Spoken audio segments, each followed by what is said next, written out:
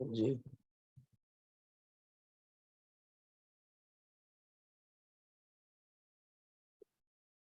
شو ہو رہی ہے اسکرین بتائیں؟ جی شو ہو رہا ہے۔ تو ہاں میں کہہ رہا تھا قرآن نے اتنی ہی چیزیں بیان کی جتنا جاننا ضروری ہے نا۔ کہانی کی کتاب تو ہے نہیں قرآن کے کہانیاں بیان کرے۔ فَأَعْلَنَ لَهُمْ بِهِمْ وَلَمْ يُبَالِ بِمَا تَقَدَّمَ أَوْ تَأَخَّرَ۔ ٹھیک ہے، اب اس کے پیچھے کیا ہوا تھا، اس کے آگے کیا ہوگا، یہ ساری چیزیں قرآن نے بیان نہیں کی، بلکہ اتنا ہی واقعہ بیان کیا جتنا واقعہ بیان کرنا ضروری تھا۔ سمجھ رہے ہیں؟ ٹھیک، چلیں جیسے یہاں پہ قرآن کی آیت ہے وَلَقَدْ يَسَّرْنَا الْقُرْآنَ لِلذِّكْرِ فَهَلْ مِن مُدَّكِرٍ، ہے نا، ہم نے قرآن کو نصیحت کے لیے آسان کر دیا ہے۔ فَهَلْ مِن مُدَّكِرٍ، تو کیا کوئی نصیحت حاصل کرنے والا ہے؟ ٹھیک ہے، تو قرآن کیا ہے؟ نصیحت کی کتاب ہے، قرآن عبرت کی کتاب ہے، قرآن کہانی کی کتاب نہیں ہے۔ تو اتنا ہی واقعہ اللہ بیان کرتے ہیں جتنا ضروری ہوتا ہے نا۔ پورا واقعہ نوح علیہ السلام کیا کر رہے تھے اور یہ کیا کر رہے تھے، پورا واقعہ بیان کرنے کی ضرورت نہیں ہوتی ہے۔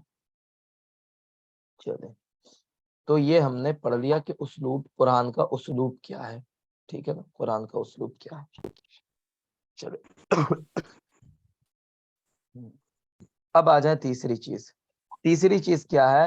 تقیید کل آیت بسبب من اسباب النزول خلاف الحقیقہ۔ ہوتا کیا ہے کہ آپ نے تفسیر کی کتاب پڑھی ہوگی، تفسیر میں آپ کوئی آیت پڑھتے ہیں، اس کا اسباب نزول لکھا ہوتا ہے کہ نہیں؟ بتائیں، سبب نزول لکھا ہوتا ہے کہ یہ آیت نازل ہوئی تو کیوں ہوئی۔ ٹھیک ہے نا جی، یہ مفسرین کا طریقہ ہے۔ لیکن یہ جو ہیں شاہ ولی اللہ محدث دہلوی، یہ کیا کہتے ہیں کہ اسباب نزول جو قرآن کا بیان کیا جاتا ہے وہ اصل مقصد نہیں ہوتا ہے۔ سمجھ رہے ہیں؟ جیسے ایک مثال لے لیں، میراث کی آیت کیسے نازل ہوئی تھی، اس کا اسباب نزول یہ بیان کیا جاتا ہے کہ حضرت سعد بن ربیع رضی اللہ عنہ ایک صحابی تھے، ان کی شہادت ہو گئی تھی جنگ بدر میں۔ ٹھیک ہے، جنگ بدر میں وہ شہید ہو گئے۔ شہادت کے بعد ان کا جو بھی جائیداد تھا، مال تھا، وہ ساری جائیداد پہ ان کے بھائیوں نے قبضہ کر لیا، بلکہ لے لیا ہے نا ان کے بھائیوں نے۔ اور سعد بن ربیع کی 2 بیٹی تھی، 1 بیوی تھی، ان کی بیوی اور بیٹی کو کچھ نہیں ملا۔ ٹھیک ہے، تو حضرت سعد بن ربیع رضی اللہ عنہ کی جو بیوی تھی وہ آئیں اللہ کے رسول صلی اللہ علیہ وسلم کے پاس اور آ کے فرمایا اللہ کے رسول دیکھیے ایسا ایسا ہو گیا، سعد کا جو بھی تھا سب کچھ ان کے بھائیوں نے لے لیا اور ہمارے لیے اور سعد کی بیٹی کے لیے کچھ بھی نہیں چھوڑا۔ تو اس وقت تک میراث کی آیت نازل نہیں ہوئی تھی۔ تو اللہ کے رسول صلی اللہ علیہ وسلم نے فرمایا کہ ٹھیک ہے تم جاؤ صبر کرو، اللہ تعالیٰ کوئی حکم نازل فرمائیں گے۔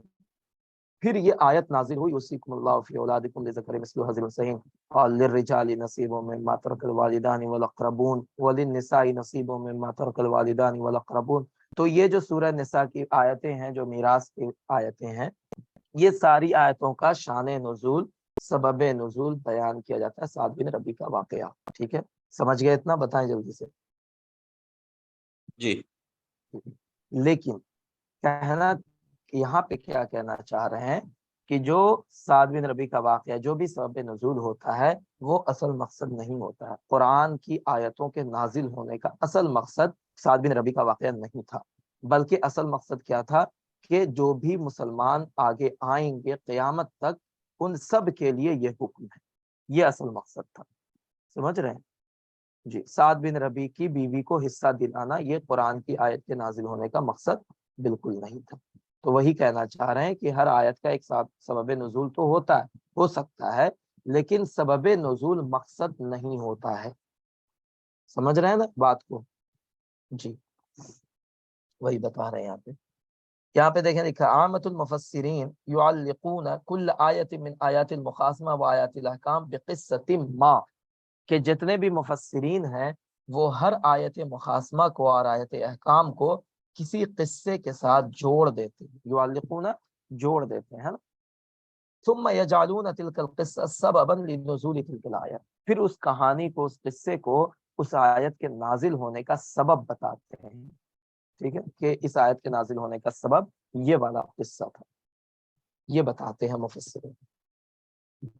لیکن والحقیقہ ان الامر لیس کذالک، لیکن حقیقت یہ ہے کہ معاملہ ایسا نہیں ہے. فإن الهدف الاساسی من انزال القرآن الکریم هو تہذیب نفوس البشر. کہہ رہے ہیں کہ مین مقصد قرآن کریم کی آیتوں کے نازل ہونے کا یہ ہے کہ انسانوں کے نفس کی کیا ہو، تہذیب ہو، اس کو سدھار دیا جائے. تہذیب کا معنی کیا ہوتا ہے؟ سدھارنا. انسان کے نفس کو سدھارا جائے، ہے نا. وَدَحْزِ عَقَائِدِهِمْ الْبَاطِلَةِ، اور ان کے جو باطل عقائد ہیں اس کو ختم کر دیا جائے. وَإِزَالَةِ أَعْمَالِهِمْ الْفَاسِدَةِ، اور ان کے جو برے اعمال ہیں انسانوں کے، اس سے ان کو دور کیا جائے، ان کو اچھے عمل کرنے کی ترغیب دی جائے. یہ قرآن کی آیتوں کے نازل ہونے کا اصل سبب ہوتا ہے. سمجھ گئے نا؟ اصل سبب وہ قصے نہیں ہوتے ہیں، بلکہ اصل سبب یہ تینوں ہوتے ہیں. تو اس کو آپ یاد کر سکتے ہیں. اور کوشچن میں پوچھ سکتا ہے مل ہدف الاساسی من انزال القرآن الکریم، ہے نا. تو آپ کہیں گے تہذیب نفوس البشر، دحض عقائدہم الباطلہ، ازالۃ اعمالہم الفاسدہ. یہ اصل سبب ہے قرآن کے نازل ہونے کا. سمجھ گئے؟ یہ بتائیں. جی تو وہی بتا رہے ہیں فوجود العقائد الباطلہ فی المکلفین سبب لنزول آیات المخاصمہ. آیات المخاصمہ اللہ نے کیوں قرآن کی نازل کی؟ کیونکہ جو مکلفین ہیں، ہے نا. مکلفین کا مطلب کیا ہوا؟ انسان اور جن، ہے نا. انہی کو تو اللہ نے مکلفین کہا ہے نا، انسان اور جن کو. تو یہ جو مکلفین ہیں ان کے جو باطل عقائد ہیں ان کو کاٹ کرنے کے لیے اللہ نے مخاصمہ کی آیت نازل کی ہیں. سمجھ گئے؟ کیونکہ انسانوں کے اندر بہت سے باطل عقائد آ گئے ہیں، تو وہ باطل عقائد ختم کیسے ہوں گے؟ تو آیت المخاصمہ کے ذریعہ ختم ہوں گے. ووجود الاعمال الفاسدہ وجریان المظالم فیما بینہم. اسی طرح جو انسان ہے وہ برے اعمال کر رہا ہے، اعمال الفاسدہ کر رہا ہے، ظلم کر رہا ہے لوگوں کے اوپر، رشتہ داروں کے اوپر، بھائیوں کے اوپر، بہنوں کے اوپر ظلم کر رہا ہے.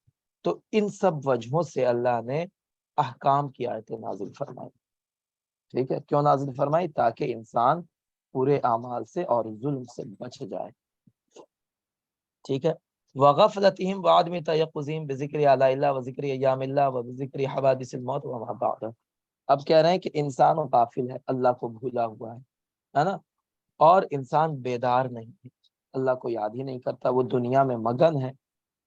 تو ان ساری چیزوں سے دور کرنے کے لیے، بچانے کے لیے اللہ نے اپنی نعمتوں کو بیان کرنے والی، ہے نا، ایام اللہ کو بیان کرنے والی، اسی طرح موت کے بعد کیا ہوگا اس کو جو بیان کرنے والی آیتیں ہیں وہ اللہ نے نازل کی. کیوں نازل کی؟ تاکہ انسان اپنی غفلت سے باہر آئے، ہے نا. اللہ کو یاد کرے انسان، اللہ کو بھولے نہیں، دنیا میں گھس کر کے نہ رہ جائے، مگن ہو کے نہ رہ جائے. اسی لیے اللہ تعالیٰ تذکیر کی آیتوں کو نازل کرتے ہیں. سمجھ گئے؟ سبب لنزول آیات التذکیر. آیات التذکیر سے مراد کیا ہے؟ ذکر آلاء اللہ، ذکر ایام اللہ، ذکر حوادث الموت وما بعد ہے. ٹھیک ہے. تو آیات التذکیر کے نزول کا سبب کیا ہے؟ تصدیہم لذکر القصص الجزئیہ الخاصہ وروایتیہ لا دخل لہ.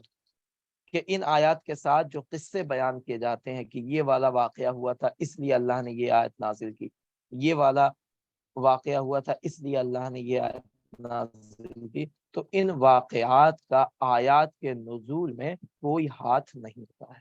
ٹھیک ہے. لا دخل لہ، ان کا کوئی ہاتھ نہیں ہے، کوئی. ٹھیک ہے. وہ اللہ کو نازل کرنی تھی، اللہ نے نازل کی. اور کیوں نازل کی؟ مقصد کیا تھا؟ بندوں کو بہتر بنانا.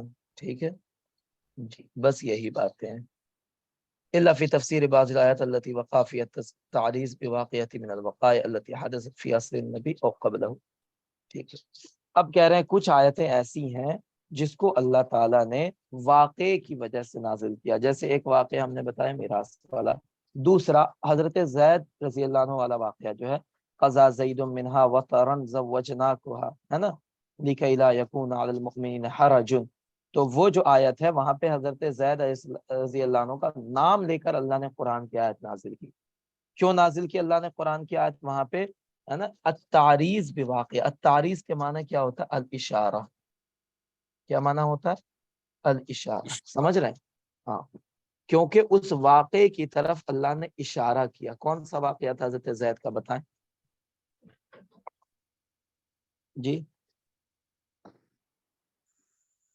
حضرت زید رضی اللہ عنہ کی شادی ہوئی تھی حضرت زینب سے، ہے نا؟ اور حضرت زینب اور حضرت زید میں طلاق ہو گئی، اور پھر حضرت زینب ام المومنین حضرت زینب سے اللہ کے رسول صلی اللہ علیہ وسلم نے نکاح کیا، اور اس نکاح کی آیت قرآن میں نازل ہوئی تھی. اللہ نے حکم دیا تھا کہ تم زید کی جو منکوحہ تھی، زید کی مطلقہ جو ہے، اس سے تم نکاح کرو. اور کیوں کرو؟ لِكَيْ لَا يَكُونَ عَلَى الْمُؤْمِنِينَ حَرَجٌ، کیونکہ زید جو تھے وہ زید اللہ کے رسول کے کون تھے؟ بتائیں. زید اللہ کے رسول کے کون تھے؟ کون بتائے گا؟ منہ بولے بیٹھے تھے. منہ بولے بیٹھے تھے، متبنہ تھے، ہے نا؟ متبنہ تھے. تو اللہ نے وہ نکاح کیوں کروایا تھا؟ اس لیے تاکہ پورے جو انسان مسلمان ہیں ان کو یہ بات معلوم ہو جائے کہ متبنہ منہ بولا بیٹا جو ہوتا ہے وہ اصل بیٹا نہیں ہوتا. لہٰذا منہ بولے بیٹے کی مطلقہ بیوی سے شادی کرنا جائز ہے، لیکن اگر اصل بیٹا ہوتا، نسلی بیٹا ہوتا، تو اس کی بیوی سے شادی کرنا باپ کے لیے جائز نہیں ہوتا. ٹھیک ہے؟ تو اس لیے اللہ نے وہ قرآن کیا. تو وہاں پہ التعریض بواقعہ ہے. ٹھیک ہے؟ تو ایسی بھی کچھ آیتیں ہیں قرآن میں جہاں پہ اس کا جو سبب نزول ہے وہ کسی قصے کے ساتھ جڑا ہوا ہے اور وہ صحیح ہے. لیکن زیادہ تر جو آیتیں ہیں ان کا سبب نزول جو مفسرین بیان کرتے ہیں وہ اصل وجہ ان آیتوں کی نہیں ہوتی ہے. ٹھیک ہے؟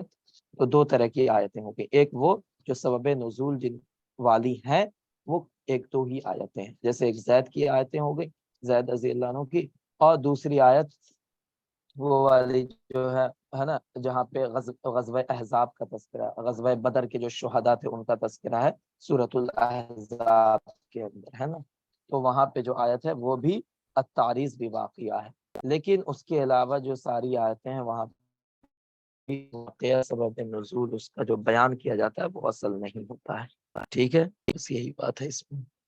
چلیں یہاں پہ کہہ رہے ہیں فوجب علینا ان نشرح هذه العلوم الخمسه بوجه، کہہ رہے ہیں کہ ہمارے لیے ضروری ہے کہ ہم ان پانچوں علوم کی تفسیر بیان کریں، شرح کریں. لا نحتاج الى مؤونة ذکر تلك القصص الجزئیہ، اور جب ہم تشریح کریں ان آیتوں کی، ان پانچوں علوم کی، تو وہاں پہ کسی قصے کو بیان کرنے کی، کسی قصے سے مدد لینے کی ہمیں ضرورت نہیں ہے. ٹھیک ہے؟ ضروری نہیں کہ ہم وہ آیت جب بیان کر رہے ہیں تو وہاں پہ اس قصے کو بھی بیان کریں، اس کی ہمیں ضرورت نہیں ہے، کیونکہ اللہ نے جو آیتیں نازل کی وہ قصے کی وجہ سے نازل نہیں کی ہیں، بلکہ وہ اس لیے نازل کی ہیں تاکہ جو انسان ہے دنیا میں وہ سدھر جائے، ہے نا؟ ان کا نفس بہتر ہو جائے. سمجھ گئے یہاں تک؟ بتائیں جلدی سے. جی جی ٹھیک ہے، تو آج یہیں تک رہنے دیتے ہیں نا، اس کے بعد کل انشاءاللہ اس کے آگے ہم لوگ پڑھیں گے. اور ایک بات اور آپ سے کہنی ہے کہ آپ دیکھ رہے ہوں گے میرا گلا بہت خراب ہے نا، گلے میں خراش ہو گئی ہے اور درد بھی ہے گلے میں میرے، لیکن چونکہ پڑھانا تھا آپ کو اس لیے پڑھانا بھی ضروری ہے. ٹھیک ہے؟ تو یہ جو آپ کی کلاس ہے یہ ایک مولانا سرفراز ندوی ہیں، وہ کل سے انشاءاللہ آپ کی یہ والی کلاس لیں گے. ٹھیک ہے؟ جو 7:30 بجے سے کلاس ہوگی وہ لیں گے آپ کی کلاس.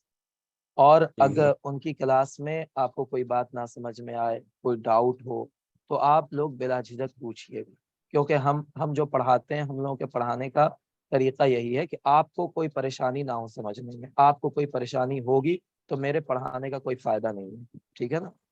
تو آپ بالکل فری ہو کر کے پوچھ سکتے ہیں، کوئی بات نہ سمجھ میں آئے. ہمارا کام ہی یہی ہے کہ ہم آپ کو سمجھائیں. ٹھیک ہے سر، میرا ایک بات ڈاؤٹ ہے، جی سلیبس جی سلیبس ہاں جو سلیبس بول رہا ہے ادھر، جی الفوز القبیر من جی بدایت جی للناحیۃ فصل الثالث، جی جی تو مطلب ٹھیک. فصل الثالث من باب الثانی، جی تو सिलेबस मुझे क्लियर कीजिए। देखें मैं आपको बताता हूँ, ये अल्फौजुल कबीर है ना, अल्फौजुल कबीर, ठीक है। इसका जो इसके अंदर 5 अबवाब हैं, कितने अबवाब हैं? 5।